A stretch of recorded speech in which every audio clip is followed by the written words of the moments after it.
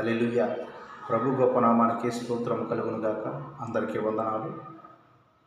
ఈ యొక్క సమయమునందు నా ప్రియమైనటువంటి దేవుని బిడ్డలారా, ప్రభు యొక్క మాటలు ఈ రీతిగా సెలవిస్తున్నాయి. నన్ను గణపరచు వారిని నేను గణపరిచేదను. అసలు ఇంతకీ ఎవరిని గణపరచాలి మనము అంటే, మన తండ్రి అయినటువంటి దేవుని మనము గణపరచాలి. ఆయనని ఎందుకు గణపరచాలండి? ఆయనను మనము గణపరిచి, ఆయనను హెచ్చించి, ఆయన నామమును మనము ఉచ్చరించాలి. ఆయన నామమును మనము హెచ్చింపు తగినదిగా చేయాలి. మన యొక్క జీవితం ద్వారా ఆయన నామము హెచ్చింపబడాలి. నా ప్రియమైనటువంటి దేవుని బిడ్డలారా, ఇదిగో మన ముందున్నటువంటి భక్తులలో కొంతమందిని మనం చూద్దాం. అమెరికాకి ప్రెసిడెంట్గా అయినటువంటి అబ్రహాము లింకన్ గారి యొక్క జీవితంను చూసుకుంటే, అతను ఒక చెప్పులు కుట్టుకునేటువంటి వ్యక్తి. నిజమే, ఆయన ఒక సభలో కూర్చొని ఉన్నప్పుడు, అబ్రహాం లింకన్ మీ నాన్నగారు నా చెప్పులు కుట్టాడు, నా షూ కుట్టాడు అని అంటే, నిజం సార్, మా నాన్నగారు చెప్పులు కుట్టేవాడు, మా నాన్నగారు నాకు కూడా అదే వృత్తి నేర్పాడు అని చెప్పి అబ్రహాము లింకన్ గారు ఎక్కడా సిగ్గుపడలేదు. నేను ఈ స్థితిలో ఉండటానికి కారణము నా దేవుడు నన్ను గణపరిచాడు, నేను గణపరిచాను నా దేవుణ్ణి, ఆయన నన్ను ఉన్నతమైనటువంటి మెట్టుకెక్కించి నన్ను గణపరిచాడు అని అబ్రహాం లింకన్ గారు చెప్పారు. అలాగనే అబ్రహాం లింకనే కాకుండా ఎరిక్ లిడిల్ అనేటటువంటి వ్యక్తి తన దేశము తరపున 100 మీటర్ల పరుగు పందెంలో పాల్గొనుటకై ఒలింపిక్స్కి వచ్చి 100 మీటర్ల పరుగులో పాల్గొనాల్సినటువంటి ఎరిక్ లిడిల్ గారు ఆ 100 మీటర్ల పరుగు పందెంలో పాల్గొనే సమయంలో ఆదివారము వచ్చినదని చెప్పి, ఆయన ఆదివారమును నేను దేవుణ్ణి మహింపరచాలి, దేవుణ్ణి గణపరచాలి, ఆయన నామమును నేను హెచ్చించాలి అని చెప్పి ఎరిక్ లిడిల్ గారు ఆ ఆదివారమున దేవుని గణపరచడానికై మందిరమునకు వెళ్ళి దేవుణ్ణి గణపరిచాడు. అయితే తన దేశంలో ఉన్నటువంటి పెద్దలైనటువంటి వారు, క్రీడాకారిని సపోర్ట్ చేసేటటువంటి ఫైనాన్సర్స్ ఉన్నటువంటి వారు ఆ ఎరిక్ లిడిల్ గారిని చాలా దూషించారు, చాలా ఇబ్బంది పెట్టారు. ఎందుకంటే, నీవు 100 మీటర్ల పరుగు పందెంలో పాల్గొనకుండా మా ధనమునంతటిని వ్యర్థపరిచావు, వేస్ట్ చేశావు, నీ మీద పెట్టినటువంటి పెట్టుబడి మాకు ఎలాగా వస్తుందని చెప్పి ఆ ఎరిక్ లిడిల్ గారిని దూషించినప్పుడు, ఆయన ప్రభు సన్నిధిలో ప్రార్థన చేస్తున్నప్పుడు 400 మీటర్ల పరుగు పందెంలో పాల్గొనుటకు దేవుడు కృప చూపించాడండి. దేవుడు కృప చూపించటమే కాదు, ప్రియమైనటువంటి దేవుని బిడ్డలారా, ఆ 400 మీటర్ల పరుగు పందానికి అతను ఎన్నడూ ట్రైనింగ్ తీసుకోలేదు. ఎప్పుడైతే దేవుడిని గణపరిచాడో ఆ దేవుడు ఈ ఎరిక్ లిడిల్ని గణపరిచాడు. ప్రియమైనటువంటి దేవుని బిడ్డలారా, మీరు కూడా దేవుని గణపరుస్తున్నారా? మీ జీవితాల్లో అనేక విషయాల్లో, మన విషయాల్లో దేవుని గణపరిచే వారికి మనం ఉంటున్నామా? సహోదరులారా, ఈ యొక్క సమయంలో దేవుడు మీతోనే మాట్లాడుతున్నాడు. ఈ మాటను మీరు స్క్రోల్ చేయకుండా జాగ్రత్తగా వినండి. దేవుని మనం గణపరుస్తున్నామా? ఇప్పుడు నీ స్థితి కొంచెమే ఉండవచ్చు, నీ స్థితి అందరికంటే హీనమైనటువంటి స్థితిలో ఉండవచ్చు. కానీ ఒక దినమున నా తండ్రి నిన్ను హెచ్చించువాడండి. ఆయనను మనం హెచ్చించి ఆయనను గణపరిస్తే ఆయన మనల్ని తలగా ఉంచువాడే కానీ తోకగా ఉంచాడు. నిన్న మన భారతదేశము తరపున క్రికెట్ ఆడినటువంటి జెనిమా గారు సహోదరి చక్కగా క్రికెట్ ఆడుతూ, దేవుని యొక్క బైబిల్ నేను చదవటం ద్వారా, క్రీస్తు ప్రభువుని గురించి నేను చదవటం ద్వారా, ఆయనను నేను గణపరచడం ద్వారా నన్ను ఆయన గణపరిచాడు. నాకు ఇంత పేరు ప్రఖ్యాతులు రావటానికి కారణము యేసుక్రీస్తు ప్రభువే.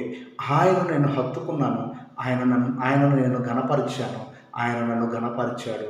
ఆయన లేకపోతే నాకు ఇంత విలువ లేదు, ఇంత పేరు ప్రఖ్యాతులు రానే రావని చెప్పి సహోదరి కూడా చెప్పినది. ప్రియమైనటువంటి సహోదరులారా, ఈ యొక్క సమయంలో దేవుడు మిమ్మల్ని కూడా హెచ్చించాలి అంటే ఆయనను మీరు హత్తుకోవాలి. బైబిల్లో ఉన్నటువంటి వ్యక్తులు, దావీదు ఎక్కడండి? దావీదు ఏ స్థితిలో ఉన్నవాడు? గొర్రెలు కాసుకునేటటువంటి దావీదును ఉన్నతమైనటువంటి శిఖరాలు, ప్రభువా ఎక్కడైనంత ఎత్తైన కొండ మీదకు నన్ను ఎక్కించువా అని చెప్పి దావీదు ప్రార్థన చేసి ఆర్తనాదంతో ప్రార్థన చేసినప్పుడు దావీదు యొక్క మొరను విని తన జీవితంలో ఊహించనటువంటి స్థితిలోనికి దేవుడు ఎత్తుకొని వెళ్ళలేదా? దేవుణ్ణి గణపరిచాడండి దావీదు. దావీదు గణపరిచినప్పుడు దేవుడు దావీదును కూడా గణపరిచాడు. Praise the lord.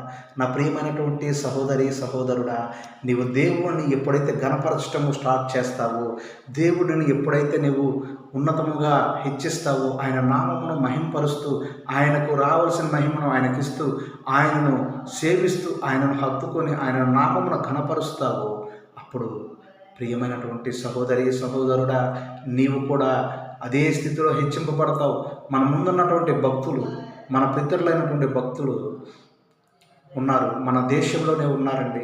మన దేశంలోనే ఒక సహోదరుడు, ఒక సేవకుడు, ఆ సేవకుడు తనకున్నటువంటి ఆస్తినంతటిని పెంటతో సమానంగా ఎంచి దేవుడు తనకు చెప్పినటువంటి ప్రాంతంలోకి వెళ్ళి సేవ చేయమన్నప్పుడు దేవుడు చెప్పిన మాటకు లోబడి వెళ్ళిన దాన్ని బట్టి ఈ దినాన వారి ద్వారా, ఆ మిషనరీ ద్వారా ప్రపంచ దేశాలకు సువార్త ప్రకటించే, దేవుని పరిచయం చేసి దేవుని వాక్యమును ప్రకటించేటటువంటి కృప దేవుడిచ్చాడు. దేవుని హత్తుకొనటం అంటే దేవుని అదండి హత్తుకోవాల్సినటువంటి విధానము. ఆయన నామమును గణపరచడానికి తనకున్నదంతా పెంటతో సమానంగా ఎంచుకొని వదిలేశాడు. ఆ రీతిగా దేవుని కొరకు తనను తాను తగ్గించుకున్నాడు. తగ్గింపు జీవితము కలిగి ఉండాలి, దేవుని హెచ్చించాలి.